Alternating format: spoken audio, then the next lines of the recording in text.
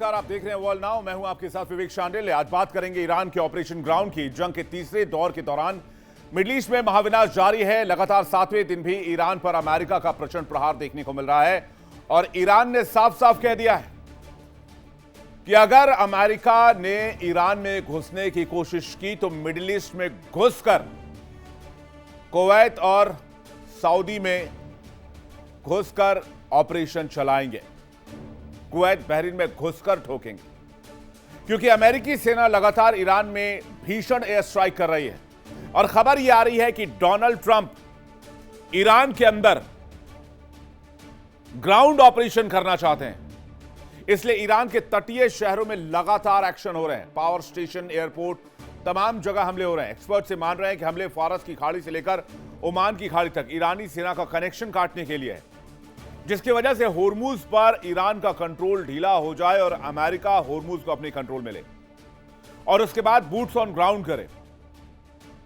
हमलों में अमेरिका का अहम टारगेट ईरान का प्रमुख तटीय शहर बंदर अब्बास से दावा है कि अमेरिका ने यहां 10 से ज्यादा टारगेट हिट किया है।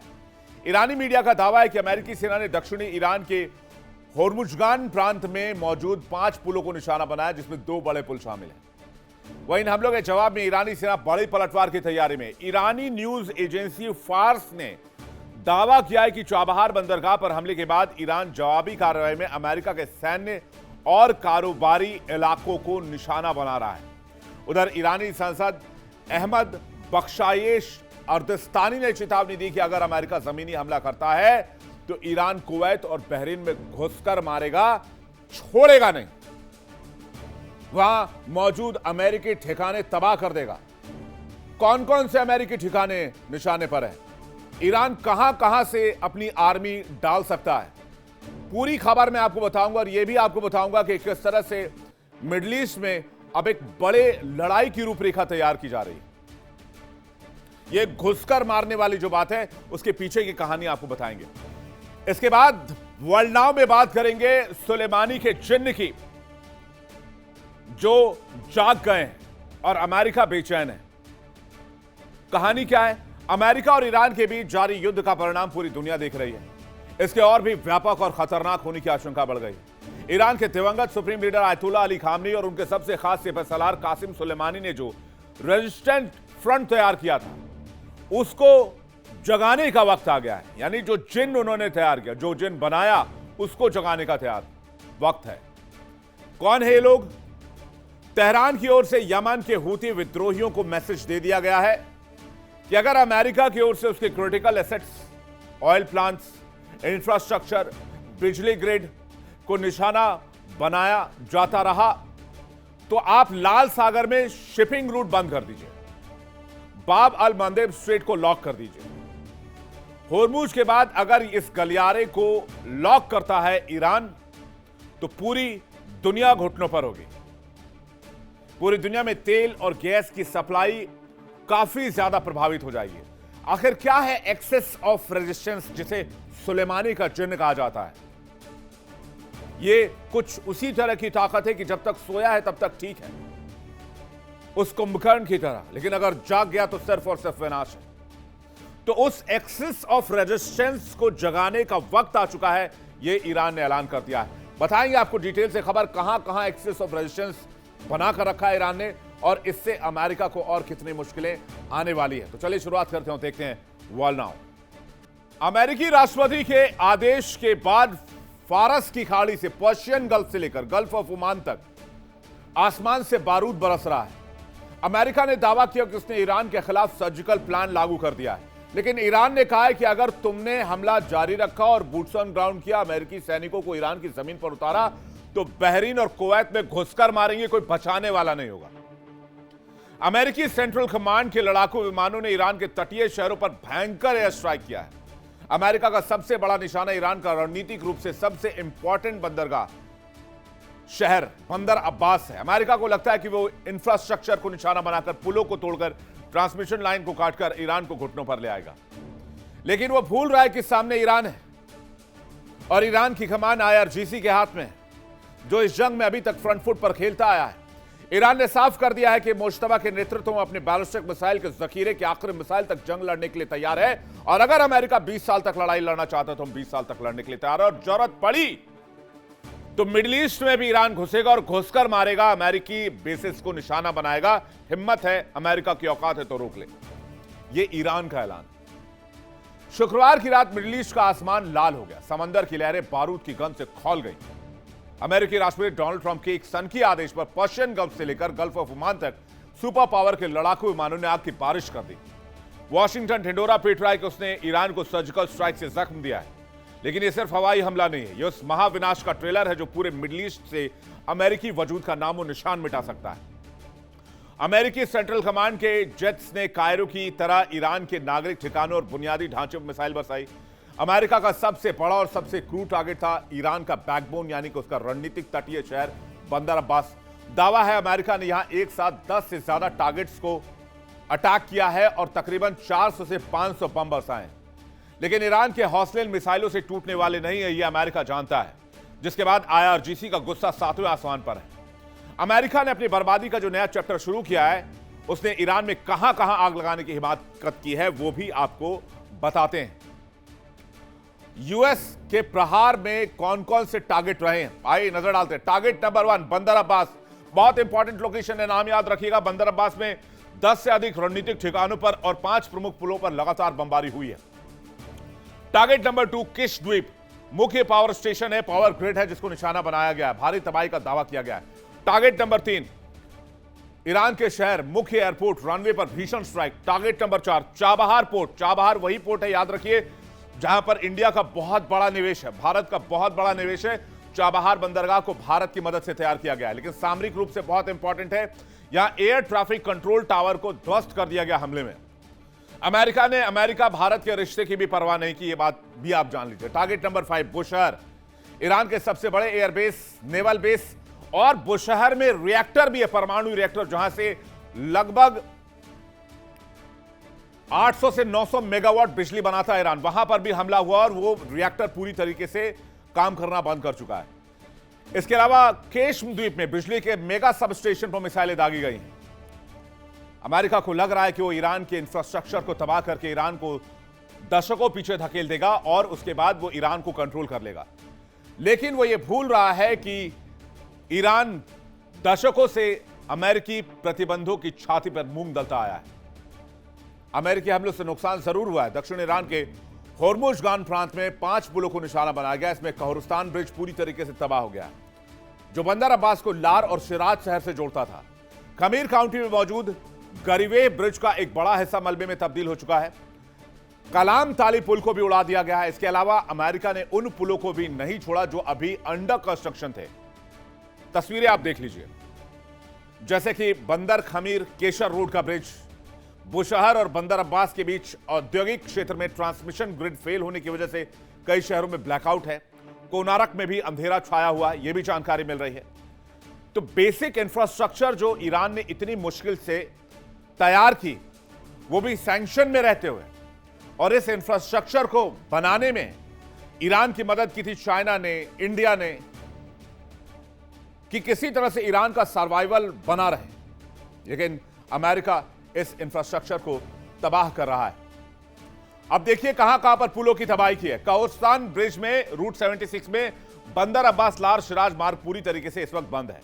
गरिवे ब्रिज में बंदर अब्बास तक पहुंचने वाला वैकल्पिक मार्ग भी ध्वस्त कर दिया गया है।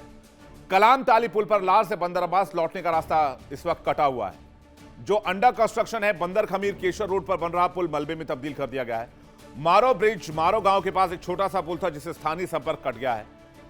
बुशहर में कई घंटों से अंधेरा छाया हुआ है। बंदर अब्बास और बंदर खमीर हाईवे, ट्रांसमिशन ग्रिड और औद्योगिक बिजली स्टेशन ठप है।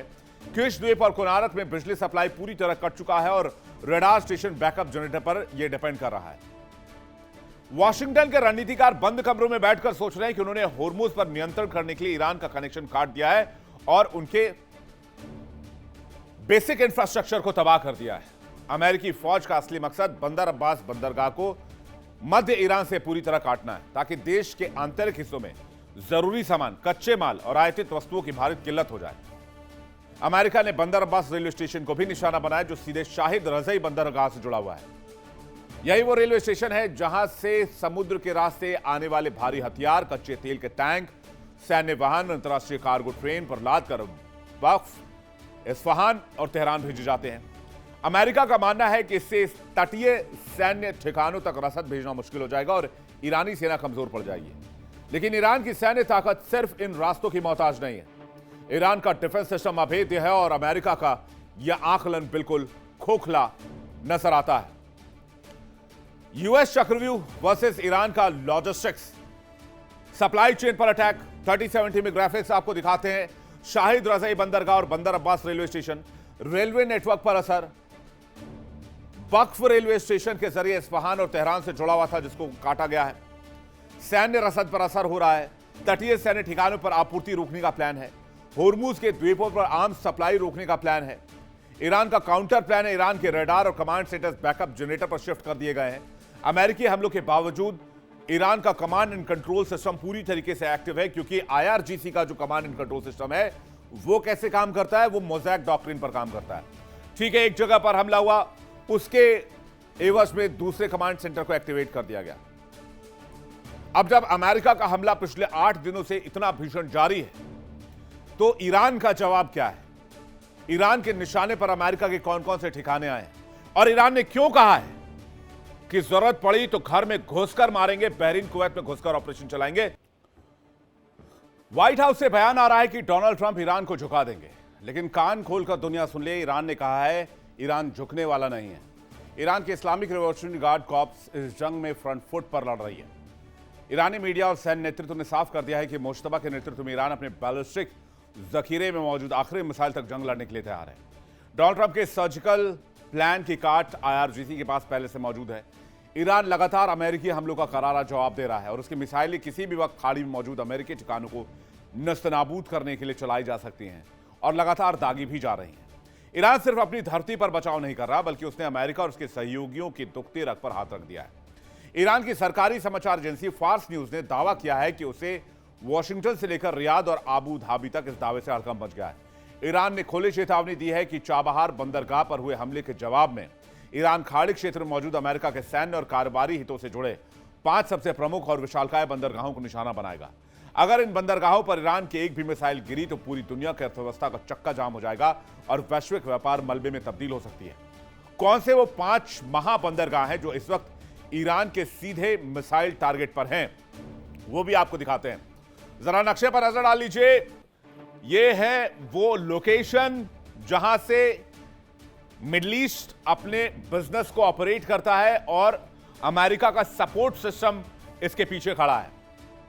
तो ईरान ने कह दिया है जेबेल अली बंदरगाह यूएई का है, जो हमारे टारगेट पर है। दुबई के केंद्र से करीब 35 किलोमीटर दक्षिण पश्चिम में है लोकेटेड है। इसके बाद दुनिया का सबसे बड़ा मानव निर्मित बंदरगाह है, मिडिल ईस्ट का सबसे बड़ा और सबसे व्यस्त बंदरगाह है। इसकी क्षमता लगभग 19.3 मिलियन TEU की है। और अगर बात करें, बहरीन की राजधानी मनामा में स्थित है मीना सलमान बंदरगाह, प्रमुख वाणिज्यिक और डीप वाटर बंदरगाह है।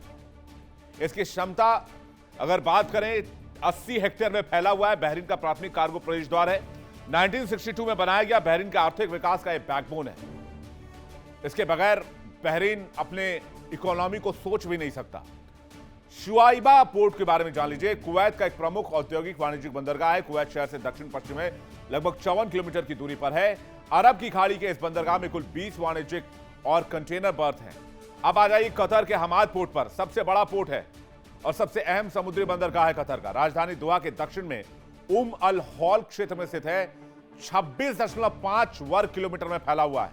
मिडिल ईस्ट के सबसे बड़े बंदरगाहों में शुमार होता है। कतर के व्यापार, आयात निर्यात, आर्थिक वृद्धि का मुख्य केंद्र है। King Fahd Industrial Port Jubail Saudi Arabia में है। फारस की खाड़ी में जुबैल औद्योगिक शहर में स्थित है। मिडिल ईस्ट का सबसे बड़ा औद्योगिक बंदरगाह है। पेट्रोकेमिकल्स, रिफाइंड तेल उत्पाद के कच्चे माल का आयात निर्यात का सेंटर है। 34 बर्थ और प्रतिवर्ष 70 मिलियन टन तक इसकी क्षमता है। यानी इसमें इंपॉर्टेंट क्या है, यह बताने का मतलब यह है कि अब यह लड़ाई अमेरिकी बेसिस से बाहर जाकर मिडिल ईस्ट के इंफ्रास्ट्रक्चर तक जा रही है। आप समझिए कि अभी तक सैन्य ठिकानों को निशाना बनाया जा रहा था, लेकिन अब मामला सैन्य ठिकानों से निकल रहा है। अब हमले उस जगह पर होंगे जो इकोनॉमिकली बहुत साउंड है मिडिल ईस्ट में, जो इलाके जिसकी वजह से पूरा मिडिल ईस्ट का व्यापार चलता है, जो मिडिल ईस्ट के व्यापार का बैकबोन है, तो हमला सिर्फ बेसिस तक सीमित नहीं रह गया है, अब बंदरगाह तक बढ़ा, क्योंकि अमेरिका ने पहले यह हमले शुरू किए कि हम ईरान के इंफ्रास्ट्रक्चर को खत्म कर देंगे। ईरान ने कहा तो हम मिडिल ईस्ट के इंफ्रास्ट्रक्चर को खत्म कर देंगे, और इसलिए ईरान ने अब तक की सबसे बड़ी और खौफनाक चेतावनी दे दी। ईरानी सांसद अहमद बख्शायेश अर्दस्तानी ने सीधे तौर पर अमेरिका को ललकारते हुए कहा है कि अगर अमेरिका ने ईरान की सरजमी पर पैर रखने की हिमाकत की, अगर अमेरिका ने कोई भी जमीनी हमला किया, तो ईरान की खूंखार और अनुशासित फौज खाड़ी देशों की सीमाएं भूल जाएगी। वो लक्ष्मण रेखा पार करने के लिए तैयार है। ईरान सीधे कुवैत और बहरीन में घुसकर मारेगा और वहां मौजूद अमेरिकी सैन्य ठिकानों का नामो निशान मिटा देगा। ईरान की सेना किन रास्तों से कैसे कुवैत और बहरीन में एंट्री कर सकती है और कैसे वो अमेरिकी ठिकानों को मलबे में ढेर कर सकती है, इस पूरी रणनीति को समझने की जरूरत है। आइए जरा नजर डालते हैं। आप देखिए, ये हमने नक्शा आपके सामने रखा है। मीना सलमान जो यूएस नेवल सपोर्ट है, एक्टिविटी है बहरीन में, सपोर्ट एक्टिविटी जहां से होती है, ये वो इलाका है। अब ऊपर आप देख रहे हैं, यहां है ईरान, यहां आप देख रहे हैं कुवैत, ये इराक के दक्षिणी गलियारे हैं, यहां पर है बहरीन। तो पर्शियन गल्फ पार करके ईरान इस तरफ से, जो रेड लाइन आप देख रहे हैं, इस तरफ से डायरेक्ट अटैक पर वो आ सकता है। रूट क्या होगा? कुवैत में एंट्री का रूट शट अल अरब और बसरा रूट, शट अल अरब और बसरा रूट इराक के दक्षिणी गलियारे के रास्ते, कुवैत के उत्तरी बॉर्डर पर धावा बोल सकता है ईरान। कुवैत में एंट्री रूट्स देखिए, पर्शियन गल्फ नौसैनिक बेड़े के जरिए सीधा कुवैत के तटीय इलाकों पर कब्जा, बहरीन में घुसपैठ का रास्ता साफ, समुद्री मार्ग और द्वीप नेटवर्क यहीं से कंट्रोल किए जाएंगे। ईरानी नौसेना और आरजीसी के स्पीड बोट्स यहां अटैक करने की प्लानिंग कर रहे हैं। बहरीन के नौसैनिक बेस मीना सलमान को भी घेर सकते हैं। लास्ट टारगेट कुवैत, बहरीन में मौजूद यूएस सैन्य अड्डों को पूरी तरीके से नेस्तनाबूद करना। तो देखा आपने कि सुपर पावर कहलाने वाला अमेरिका इस वक्त कितनी बड़ी मुसीबत में फंसता जा रहा है। डोनाल्ड ट्रंप ने ईरान के तटीय इलाकों पर बमबारी करके जिस जंग की शुरुआत कर दी है, डोनाल्ड ट्रंप ने ईरानी इंफ्रास्ट्रक्चर पर हाथ रख के जिस जंग की शुरुआत की है, इस जंग का अंत अब अमेरिका के हाथ में नहीं। ईरान ने सीधे तौर पर यूएई के जेबेल अली से लेकर बहरीन, कुवैत, कतर, सऊदी अरब के उन 5 महाबंदरगाहों को रेड जोन में डाल दिया है, जहां अमेरिका के कारोबारी और सैन्य हित जुड़े हुए हैं। ईरानी सांसद की चेतावनी कि अगर जमीनी हमला हुआ तो कुवैत, बहरीन में ईरानी बूट्स दाखिल हो जाएंगे, यह बताने के लिए काफी है कि ईरान बैकफुट पर नहीं है। और उसपे से अब गल्फ कंट्री के इंफ्रास्ट्रक्चर की बात कर लीजिए, जहां अमेरिकी हुकूमत की छाती पर चढ़कर जंग लड़ने के लिए तैयार है ईरान। व्हाइट हाउस भले ही झूठे दावे कर रहा हो कि ईरान कमजोर हो गया, लेकिन आईआरजीसी की मिसाइलें मुंह बाए खड़ी हैं। खाड़ी के पानी में बारूद की गंध घुल चुकी है। देखना यह होगा कि ईरान के इस प्रचंड पलटवार के बाद क्या डोनाल्ड ट्रंप में इतनी हिम्मत है कि वो इस जंग को और आगे बढ़ा सके, एस्केलेट कर सके। और अगर ईरान ने मिडिल ईस्ट के इकोनॉमिकल इंफ्रास्ट्रक्चर को तबाह किया, तो क्या अमेरिका ईरान को रोक पाएगा? और अगर अमेरिका ईरान को नहीं रोक पाए, क्योंकि अमेरिका लगातार ईरान के इंफ्रास्ट्रक्चर को निशाना बना रहा है, तो फिर मिडिल ईस्ट में व्यापार का वजूद खत्म हो जाएगा और इसका भुगतान पूरी दुनिया करेगी। यानी गलती सिर्फ एक व्यक्ति की, सनक सिर्फ एक व्यक्ति की, पागलपन सिर्फ एक व्यक्ति की, लेकिन इसका अंजाम पूरी दुनिया भुगतेगी। अमेरिका ईरान के बीच जंग का खामियाजा पूरी दुनिया भुगतने जा रही है। वॉशिंगटन में बैठे रणनीतिकारों की रातों की नींद उड़ चुकी है, क्योंकि सुलेमानी के जिन जाग गए हैं। ईरान के दिवंगत supreme leader ayatollah Ali Khamenei के सबसे बड़े सिपहसालार कासिम सुलेमानी ने जिस घातक रेजिस्टेंस फ्रंट को तैयार किया था, तेहरान ने अब उसे एक्टिवेट करने का फाइनल कोडवर्ड जारी कर दिया है। ईरान ने सीधे फ्रंट फुट पर आकर अमेरिका की दुखती रग यानी दुनिया की तेल सप्लाई की गर्दन पर हाथ रख दिया है। तेहरान ने यमन के खूंखार हूती विद्रोहियों को मैसेज दे दिया है कि अगर अमेरिका ने ईरान के ऑयल प्लांट्स को छूने की हिमाकत की, तो लाल सागर को शिपिंग के लिए कब्रगाह बना दिया जाए। लाल सागर वो रणनीतिक बाब अल मंदेब स्ट्रेट से लैस है, जिसे पूरी दुनिया का तेल का पहिया कहा जाता है। वहां हूती की मिसाइलें और ड्रोन्स तैनात हो चुकी हैं, उनकी उंगलियां ट्रिगर पर आ चुकी हैं। आदेश दे दिया गया है, एक भी जहाज यहां से निकलना नहीं चाहिए, जैसे ही ऑर्डर आएगा हमले शुरू हो जाने चाहिए। अमेरिका और ईरान के बीच जारी जंग ने वो रुख अख्तियार कर लिया है जिससे पूरी दुनिया का तख्ता पलट हो सकता है। सुपर पावर कहलाने वाले अमेरिका की धड़कनें इस वक्त बढ़ी हुई हैं। वॉशिंगटन को लग रहा था कि ईरान के ठिकानों पर हमला करके उसे डरा देगा, लेकिन ईरान ने सीधे फ्रंट फुट पर आकर सिक्सर जड़ दिया। अमेरिका के दुखते रथ यानी कि ग्लोबल ऑयल सप्लाई की गर्दन पर हाथ रख दिया। एक तो होर्मुज पहले से ही बंद है, इधर लाल सागर में भी हूती ने एक्टिविटी बढ़ा दी है। तेहरान ने यमन के खूंखार हूती विद्रोहियों को एक ऐसा खुफिया और अचूक संदेश भिजवाया है जिसने अमेरिकी नौसेना के होश उड़ा दिए हैं। ईरान का स्टैंड क्लियर है, अगर अमेरिका ने ईरान के इंफ्रास्ट्रक्चर को इसी तरह से अटैक जारी रखा तो रेड सी को पूरी दुनिया के शिपिंग लाइन के लिए हमेशा के लिए दफन कर दिया जाए। क्या है ईरान का एक घातक रेजिस्टेंस फ्रंट और कैसे अमेरिका की तबाही की स्क्रिप्ट लिख सकता है, इसे समझना जरूरी है। तो सबसे पहले समझते हैं क्या है the axis of resistance. America Israel के खिलाफ एक अनौपचारिक सैन्य वैचारिक गठबंधन ईरान ने तैयार किया। इसमें फिलिस्तीन का हमास, लेबनान का हिजबुल्लाह और यमन के हूती विद्रोही, इराक और सीरिया के कई शिया चरमपंथी और मिलिशिया संगठन भी हैं। मकसद एकमात्र है, मिडिल ईस्ट से अमेरिका और इजराइल का सफाया। कैसे तैयार हुई ये रेजिस्टेंस? 80 के दशक में ईरान ने अपना वर्चस्व बढ़ाने के लिए इन संगठनों को तैयार करना शुरू किया, पालना शुरू किया। इस्लामिक रिवॉल्यूशनरी गार्ड कॉर्प्स ने इन गुटों को ट्रेनिंग दी और हथियार मुहैया कराए। हमास, हूती और हिजबुल्लाह मिलकर लाल सागर के व्यापारिक रास्तों को ब्लॉक करते हैं। इजरायली सेना को सीधी चुनौती देते हैं। इजरायल की आधुनिक सेना से लड़ने के लिए इन समूहों के पास अंडरग्राउंड टनल का नेटवर्क है। ईरान की मदद से इनके पास खतरनाक गाइडेड मिसाइलें हैं, रॉकेट हैं, सुसाइडल ड्रोन्स हैं। सभी संगठन एक साथ मिलकर हमला करें तो इजरायल का आयरन डोम भी फेल हो जाता है। हमास की मारक क्षमता दुनिया ने देखी जब अटैक हुआ था 7 अक्टूबर 2023 को। हमास ने गाजा पट्टी को क्रॉस करते हुए इजरायल पर एक साथ 5000 से ज्यादा रॉकेट दागे। घुसपैठ कर हमास ने 1200 इजरायलियों को मौत के घाट उतार दिया, 251 को बंधक बनाया। गाजा में हमास को पूरी तरह खत्म करने और बंधकों को छुड़ाने में इजरायल अभी तक नाकाम रहा है। दुनिया इस सबसे बड़े हमले का गवाह बनी और इस आतंकी हमले की निंदा भी की गई। इधर लेबनान का हिजबुल्लाह सबसे बड़ी फौज, शिया इस्लामिस्ट विंग, लेबनान गृहयुद्ध के बाद हथियार न डालने वाला एक शक्तिशाली समूह है। 2006 की लड़ाई, हिजबुल्लाह ने 5 हफ्ते तक इजरायली सेना को उलझाए रखा और हजारों रॉकेट बरसाए। गाजा जंग के बीच हिजबुल्लाह ने ईरानी मिसाइलों से इजरायल के होश उड़ाए। इजरायल ने फौज शुकर, इब्राहिम कुबैसी, इस्माइल हानिया जैसे टॉप कमांडर्स को मार गिराया, लेकिन हिजबुल्लाह अभी भी इंटैक्ट है। अब आ जाइए आप लाल सागर के सबसे खतरनाक लड़ाकू गुट हूती विद्रोही पर। लाल सागर के समुद्री लड़ाके कहे जाते हैं ये। 90 के दशक में इनको तैयार किया गया और आज यमन के एक बहुत बड़े हिस्से पर इनका कंट्रोल है। गाजा के समर्थन में हूती विद्रोहियों ने इजराइल जाने वाले कमर्शियल जहाजों को मिसाइल से उड़ा दिया। अमेरिकी दावों के मुताबिक हूतियों के पास मौजूद लंबी दूरी के ड्रोन और मिसाइल सीधे ईरान से आती हैं।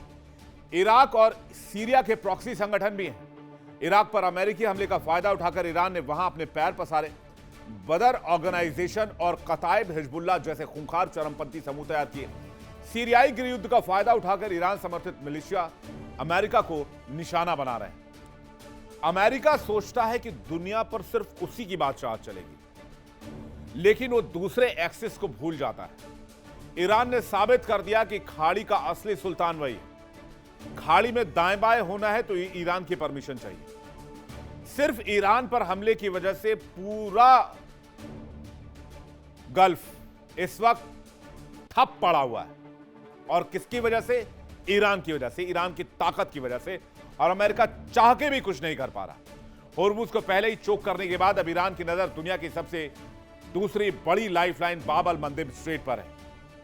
इंटरनेशनल मीडिया की रिपोर्ट की माने तो पूरी दुनिया के बाजार में हाहाकार मच सकता है, क्योंकि ईरान और हूती विद्रोहियों ने साफ कर दिया है कि अमेरिका और इजराइल का कोई भी जहाज बाब अल मंदेब स्ट्रेट से नहीं निकलेगा। बाकी दुनिया के जहाज यहां से गुजरते रहेंगे। ईरान के शीर्ष नेतृत्व के भीतर एक ऐसी खुफिया योजना पर मुहर लग चुकी है जो वैश्विक अर्थव्यवस्था का चक्का जाम कर सकती है। ईरान ने हूती लीडरशिप को औपचारिक रूप से आगाह कर दिया है कि वो बाब अल मंदेब स्ट्रेट को सील करने के लिए प्लान तैयार कर लें। आदेश कभी भी आ सकता है। आप अंदाजा लगाइए, एक तरफ होर्मुज बंद, दूसरी तरफ मंदेब स्ट्रेट बंद, यानी दुनिया में तेल का पहिया ही थम जाएगा। गैस मिलना बंद हो जाएगा। यह ईरान का वो चक्रव्यूह है जिसमें अमेरिका खुद फंस चुका है। इस रणनीतिक समुद्री गलियारी की अहमियत क्या है और कैसे यह फैसला अमेरिका समेत दुनिया के कई देशों को घुटनों पर ला सकता है, आइए देखते हैं। क्या है बाब अल मंदेब स्ट्रेट? बाब अल मंदेब स्ट्रेट को अगर आप समझना चाहते हैं तो ये आप मैप देख लीजिए। सुएज कनाल से डायरेक्ट कनेक्ट होता है और दुनिया के शिपिंग रूट को सीधा हाफ कर देता है। यूरोप से अगर आपको एशिया में आना है तो सुएज कनाल मंदेब स्ट्रेट होकर आप फौरन एशिया में यूरोप से दाखिल हो सकते हैं। लेकिन अगर मंदेब स्ट्रेट को बंद किया गया तो केप ऑफ गुड होप घूम कर आना पड़ेगा, साउथ अफ्रीका का चक्कर लगाना पड़ेगा। इससे रूट की लेंथ भी डबल हो जाएगी और महंगी भी हो जाएगी ये जर्नी। अब इसके बारे में जरा जान लीजिए। लाल सागर और अदन की खाड़ी को जोड़ने वाला रास्ता ही मंदेब स्ट्रेट कहलाता। बहुत सकरा है लेकिन बहुत रणनीतिक है। सुएज कनाल के जरिए भूमध्य सागर को हिंद महासागर से जोड़ता है। एशिया, यूरोप और अफ्रीका के बीच बहुत इंपॉर्टेंट व्यापारिक रूट है। अरब प्रायद्वीप के यमन और अफ्रीका के जिबूती के बीच वैश्विक तेल सप्लाई और कंटेनर शिपिंग के लिए बहुत इंपॉर्टेंट है। दुनिया के सबसे इंपॉर्टेंट और सबसे बिजी और सबसे स्ट्रेटेजिक समुद्री रास्तों में से एक है। चलिए अब आपको बताते हैं कि बाब अल मंदेब की अहमियत क्या है। लाल सागर को अरब सागर और हिंद महासागर से जोड़ता है। लाल सागर के दक्षिणी छोर पर यमन है और जिबूती के बीच मौजूद करीब 20 मील चौड़ा और लगभग 70 मील लंबा यह रास्ता है। यूरोप, मिडिल ईस्ट और एशिया के शिपिंग लेन के लिए बहुत इंपॉर्टेंट है। रोजाना सैकड़ों टन कार्गो शिप यहां से गुजरते हैं। मंदेब स्ट्रेट बंद होने की वजह से जहाजों को अफ्रीका के केप ऑफ गुड होप से घूमकर आना होगा। इससे क्या होगा, जैसे मैंने आपको बताया, ट्रांसपोर्टेशन की लागत बढ़ जाएगी। लागत बढ़ेगी तो उपलब्धता में जो सामान मिल रहे हैं वो महंगे हो जाएंगे, एलएनजी महंगे हो जाएंगे, गैस तेल सब महंगे हो जाएंगे। यानी ईरान ने फैसला कर लिया है कि अगर अमेरिका नहीं रुकेगा तो ईरान भी नहीं रुकेगा। लाल सागर की नाकेबंदी के लिए हूती ने क्या तैयारी की है और किसके फाइनल आदेश का इंतजार है? सुलेमानी के जिन्न पूरी दुनिया की धड़कन को कभी भी कैद कर सकते हैं। यमन के हूती विद्रोहियों ने बाब अल मंदेब स्ट्रेट के चारों तरफ अपने सबसे घातक ड्रोन, एंटी-शिप बैलिस्टिक मिसाइलों की घेरेबंदी शुरू कर दी है। रॉयटर्स के मुताबिक हूती कमांडर अपनी उंगलियां ट्रिगर पर रखकर एक अंतिम आदेश का इंतजार कर रही हैं। लेकिन सबसे चौंकाने वाली बात एक और सुनिए। इस पूरे ऑपरेशन का रिमोट कंट्रोल यमन में नहीं है बल्कि तेहरान में है। ईरान के सबसे खतरनाक और अनुशासित फौज यानी इस्लामिक रिवॉल्यूशनरी गार्ड कॉर्प्स के आला अधिकारी ये तय करेंगे कि बाब अल मंदेब को कब, कैसे और कितनी देर के लिए बंद करना है। अमेरिका के अत्याधुनिक युद्धपोत भी इन आत्मघाती ड्रोन और मिसाइलों के आगे पानी भरते नजर आएंगे। ट्रिगर पर उंगली है, कमांड का इंतजार है, घातक हथियारों की तैनाती है। बाब अल मंदेब के तटीय पहाड़ों और गुप्त ठिकानों पर मिलिट्री डिप्लॉयमेंट, लंबी दूरी की एंटी-शिप मिसाइलें, कामिकाजी ड्रोन, आईआरजीसी का रिमोट कंट्रोल। ऑपरेशन को लीड कर रहे हैं आरजीसी के कमांडर्स। ऑपरेशन की टाइमिंग, रणनीति सब सेट है। अटैक का मोड, अमेरिकी पश्चिमी जहाज को रास्ते से न गुजरने देने का सख्त आदेश है। रणनीतिक बढ़त क्या है? अमेरिकी नौसेना के रेडार और एयर डिफेंस सिस्टम यहां नाकाम होंगे। स्वॉर्म ड्रोन तकनीक का इस्तेमाल करने की भी तैयारी है।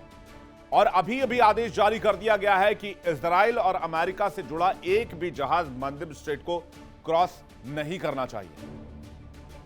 तो जो गल्फ, जो खाड़ी अमेरिका के भरोसे अभी तक बैठा हुआ था, अमेरिकी भरोसे कूदने वाले खाड़ी के दूसरे देशों की सांसें फंस चुकी है। सऊदी अरब को लग रहा था कि वो चालाकी कर जाएगा। रियाद ने अपने तेल के निर्यात को सुरक्षित निकालने के लिए अपने अधिकतम तेल खेपों को लाल सागर के स्थित यानूब बंदरगाह के जरिए भेजना शुरू किया था। सऊदी अरब लाल सागर तक अपने कच्चे तेल की पाइपलाइन क्षमता बढ़ाने पर भी दिन रात काम कर रहा है ताकि वो होर्मुज के खतरे से बच जाए। लेकिन सऊदी अरब ये भूल गया कि लाल सागर का मुहाना यानी मंदेब स्ट्रेट तो ईरान के सबसे वफादार लड़ाकों हूतियों के कब्जे में है। अगर बाब अल मंदेब बंद होता है तो सऊदी अरब का यानूब प्लान भी पूरी तरीके से ध्वस्त हो जाएगा। तेल निर्यात के दोनों प्रमुख मार्ग एक साथ बंद हो जाएंगे और अंतर्राष्ट्रीय तेल बाजार में वो ऐतिहासिक तबाही आएगी जिसकी आंच पूरी दुनिया महसूस करेगी और इसकी आशंका से ही पूरी दुनिया कांप रही है। बाब अल मंदेब पर जब सांस अटकी हुई है तो पूरी दुनिया की जान हलक में आ गई है, क्योंकि एशिया और यूरोप को जोड़ने वाली दुनिया की सबसे इंपॉर्टेंट समुद्री लाइफलाइन कट जाएगी। हर रोज यहां 74 लाख बैरल कच्चे तेल की सप्लाई चलती है, जो अचानक रुक जाएगी। दुनिया की नसों में तेल बहना बंद हो जाएगा, और दुनिया की नसों में तेल बहना बंद हुआ तो समझ लीजिए कि आर्थिक सुनामी को कोई नहीं रोक सकता। तेल का निर्यात रुकने से पेट्रोल, डीजल, गैस के दाम रिकॉर्ड तोड़ेंगे। नाकेबंदी से सऊदी अरब का वैकल्पिक तेल मार्ग भी पूरी तरीके से ध्वस्त हो जाएगा। सुएज कनाल के रास्ते होने वाले इंटरनेशनल शिपिंग और कार्गो का चक्का जाम हो जाएगा। माल भाड़ा, इंश्योरेंस कॉस्ट, दूरी सब बढ़ जाएगी, और इसकी वजह से अमेरिकी, यूरोपीय, एशियाई देशों में भयंकर महंगाई आएगी। वैश्विक ऊर्जा बाजार पूरी तरीके से चरमरा जाएगा, और इसका कंट्रोल सिर्फ और सिर्फ एक देश और एक व्यक्ति के हाथ में होगा, जिसका नाम है ईरान और मुश्तबा खामनेई। मतलब यह कि ईरान ने इस तरह अमेरिका के हर वार का चक्रव्यूह तैयार कर लिया है, जिससे निकल पाना वॉशिंगटन के बस की बात नहीं है। इस जंग का एक ही सॉल्यूशन है, ईरान से बातचीत। डोनाल्ड ट्रंप की सेना भले ही लगातार हवाई हमले करते रहे, लगातार ईरान के बैकफुट पर जाने के दावे करते रहे, लेकिन ईरान बैकफुट पर जाने के बजाय फ्रंट फुट पर आकर कुवैत, कतर, बहरीन, जॉर्डन में घुसकर मारने की बात कर रहा है। अमेरिकी सैन्य अड्डों को मिसाइलों से दहला रहा है। होर्मुज के बाद मालदीव स्ट्रेट को बंद करने की बात कर रहा है।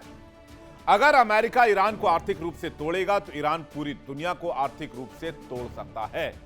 होर्मुज के बाद मालदीव स्ट्रेट पर ईरान का रिमोट कंट्रोल दुनिया के तेल बाजार को उस ऐतिहासिक पैनिक में डाल सकता है, जिसे संभालना किसी सुपर पावर की बस की बात नहीं रह जाएगी।